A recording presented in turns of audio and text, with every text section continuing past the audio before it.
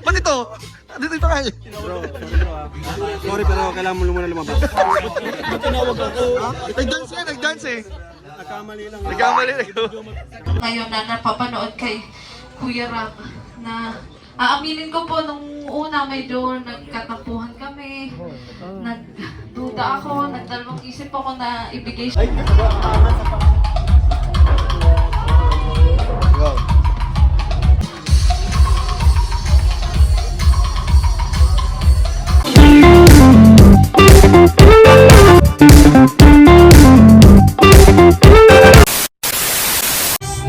Ayan po, dito na po kami nila Kuya Jens.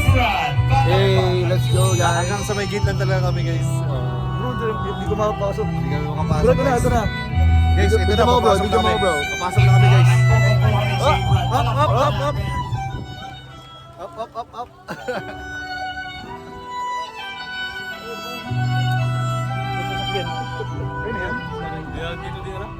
Driver mo yun ah.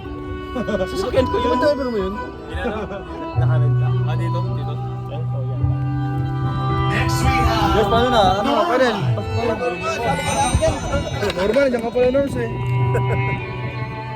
Alang mas matagal, mas mabuti. Tapos Meron hindi namin dito. nasabi na yung ugali mo sa Guys, camera Papa is Jams, ganun ka din sa off Bro, ba't nasa may gate ka bro? Kaya ang masasabi ko sa'yo is Huwag ka dyan, huwag ka may shop ka dyan. magbago tulad pa rin ng mga samahan natin ngayon. Kasi kahit parang Jens ka po, no? iba na yung nararating mo. Iba ka pa Ikaw, rin ba't nasa nakisama sa cocktail amin ka? kahit na- Pwede na daw. Pwede na. Yun, happy birthday. Enjoy. And of course, the very beautiful, talented Melka.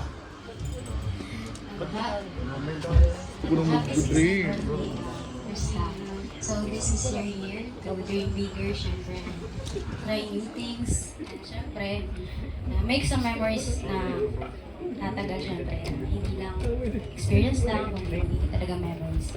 And syempre, dahil nandito ka sa mundo and ano ka, parang nag-explore ka and now you're 16, wala akong ibang makasasabihin sa iyo is huwag mong hayaan na yung mga bagay na nasa paligid mo ang siyang kumbaga parang yung sa tingin mo is magpapahina sa'yo. Nandito lang kami palagi para syempre supportan ka, sir, ate. Kaya, sarado pa ba? Sarado. Syempre, malapit tayo sa isa't isa eh. So, I'm so happy na nakarating ka and nakaranas ka na. Sarado. And thankful din ako dahil Buti wala si Beshi. kilala kita syempre kasi Andun siya sa po taas. kasi, si Krista po kasi is very close kami yan. Sa kakabash niya, si Krista ang pinakauna ko naging close talaga. And yun, walang ibang wish para sa'yo is matupad mo lahat ng mga pangarap mo sa sarili mo, sa family mo. And syempre, lagi mong isasama ng si Lord sa buhay mo kasi you are getting older and older na. Syempre, hindi ka na pabata kung tanda na ng bata. 16, susunod 17 and darating ka na sa legal age. Daming kinilig sa kanilang tambalan po. Isa na ako doon. Ito bro, naiiyak ako. Anong masasabi mo sa message ni Kuya Tata? Naiyak na nga ako bro, na-video po naman ako bro. Kasi gusto kong pakita nila kung gaano ka-soft din si Kuya Jens. Nararamdaman ko kasi may beneficiary din baga ako. Oo. Na iba-iba yung pakaramdam kapag yung beneficiary mo tulungan. Medyo na, bro, makita nila yung pag-iyak ko. Ay, sorry bro. So, yun Krista, happy birthday ulit.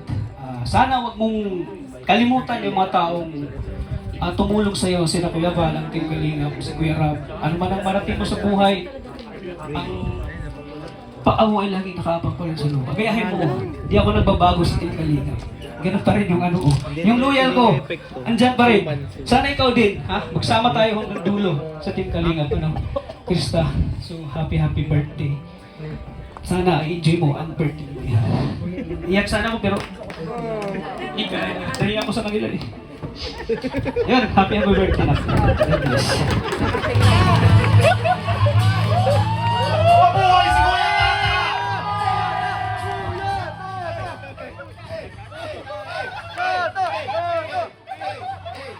Ganda na sinasabi ko, kapagbuyan ang sinasayaw ko. Palakpak naman si Kuya Tata. Kung makakwento si Kuya Tata, parang kunento nila yung relasyon nila bilang mag-amo, di ba? Di mo alam kung siya yung nagme-message o nagtatalumpati o magra-rap, di ba? Ang dami niya mga ginagawa. Di ko alam kung naiihi, naiiyak na. Tsaka pag sabi niyang paa, hinawakan tuhod. Di ba? Ganun siya magkwento. Hindi mo maintindihan. Pero taus-puso po ang kanyang nararamdaman. Parang happy. Itong susunod kong tatawagin, ewan ko na lang. tatawagin ko itong tao ito dahil pinaghandaan, nagpariban siya ng pakulay ng pinagawang God bless for you. Dahil birthday mo, ang iyong laging kasama ay yung kapatid parang ate na rin. Sino kaya ito? Mga kaibigan, tawagin po natin ang babaeng malapit sa puso ni Krista. Heto na po siya, walang iba, Lola Tessie. Hindi ikaw, ito po si Joy. Kasi Ligaya. Palakpakan naman natin si Ligaya. Palakpakan natin si Ate Ligaya. Palakpakan natin na Diyos ko, iiyak ko si Ligaya. Kanina pa wala pa Ligaya ako eh. Oo. Iiyak ka namin. Pagkababa ko parang malakas yung kumain. nag-iiyak ka na. Ayan. Siyempre, happy birthday, Bibi Krista. At unang-una gusto ko pong pasalamat sa Panginoon Diyos. Kasi meron siyang binuong Team Kalingap. Merong isang Kuya Bal, Kalingap Rob, at mga Kalingap partners na talagang nakasama ko po in good times and in bad times. Sorry, matawi kami sa inyo. Hindi lang ako tinuring na sales lady sa yung one na nag-a-assist sa kanila. Kung hindi talaga, isang taong nangangarap, kagaya ni Chris. Sorry, ma-mention doon. Hanggang sa, Paulit natin, yun nga, paulit. na-inspire ako. Hindi tayo nabanggit Kahit eh. dulo na Kuya lang. Bal, Kuya Rap. Salamat din sa mga Ay, Kalingap meron pa ka pala. partners na pumansin talaga sa akin habang nagtatrabaho ako. Salamat po sa inyo. Yun. Yun nga, Special mention nyo doon. happy birthday, Bibi Krista. Ito yung unang gabi na birthday mo sa Kalingap na talaga namang pinangarap natin ni Kuya Tata mo na hindi ko rin akalain na nung nakilala kita, ano sa amin, swerte, ligaya, pag-asa sa akin. Kasi nung nakilala kita, galing po ako nun sa matinding pagsubok talaga na halos isang buwan ako na tumigil mag-vlog. Ayaw ko na. Pero dahil din po kay Kuya Bal na, yun nga, yung mga hindi nagpapakita ng vlogger, hinanap niya, asa na yung mga hindi nagpaparamdam dyan, tatanggalin ko na. So, yun, medyo nangamba po talaga ako doon na sabi ko, sayang naman yung pagkakataon, pinangarap ko to eh. Hanggang sa sumubok nga ako ulit. Eto, at nakilala ko nga po si Bibi Krista na talaga namang napaka-approachable. Sa edad na 14 years old, hindi na tatakot makipag-usap sa ibang tao. Talagang pag nakita ka, talagang hindi ka iisnapin. Hindi siya magdududa sa'yo na baka kidnapper or scammer. Talagang kakausapin ka niya kahit hindi ka niya kilala. At yun, hanggang sa sinama nga po niya kami sa kanila. Yun, thank you Lord kasi sumubok si nanay at nagtiwala sa Team Kalingap at lalo-lalo na po sa akin. Salamat din syempre kay Kalingap Tata kasi kung hindi dahil kay Kalingap Tata, wala rin po talaga tayong Krista ngayon na napapanood kay Kuya Rab na aaminin ko po nung una medyo nagkatampuhan kami, nagduda ako, nagdalawang isip ako na ibigay siya kay Kalingap Tata. Parang kumbaga, nisip ko yung sarili ko lang. Pero yun nga, habang yun, nakikilala ko si Krista at si Kalingap Tata. Thank you kasi pinarealize sa akin ni Lord na hindi ko dapat ipagkait yung isang bagay na magpapaganda sa buhay ni Krista. Kaya salamat Kalingap Tata. Dahil yun, hindi mo rin ako kinalimutan kung saan man nakarating si Krista. Kasi para po sa akin, naibigay ko na siya kay Kalingap Tata eh.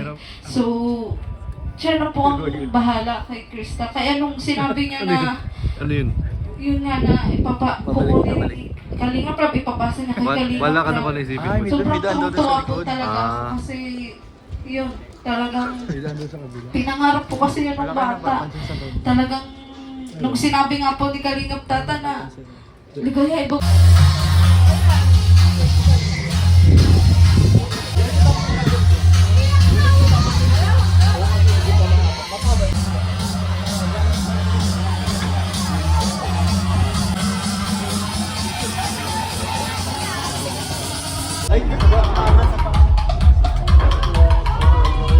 Go.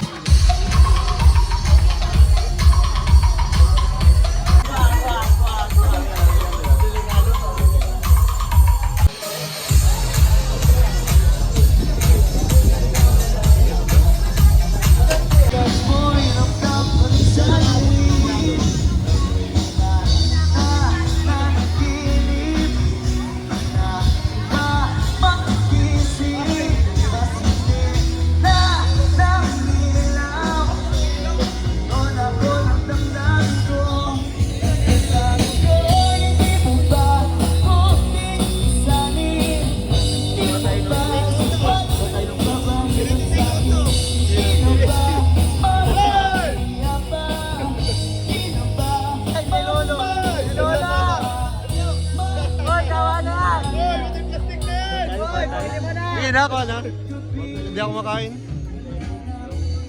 Ayoko daw. Gabi na, di tayo matutunaw.